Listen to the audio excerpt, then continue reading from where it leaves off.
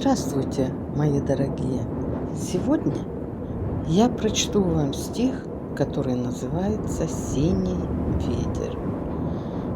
Ветер синий и сильный, чуть на взгляд твой похожий.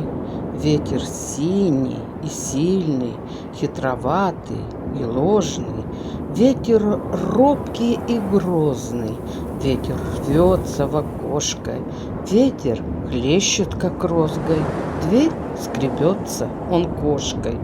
Застучится он веткою, словно рукою, застучится и просит: открой мне, открой мне.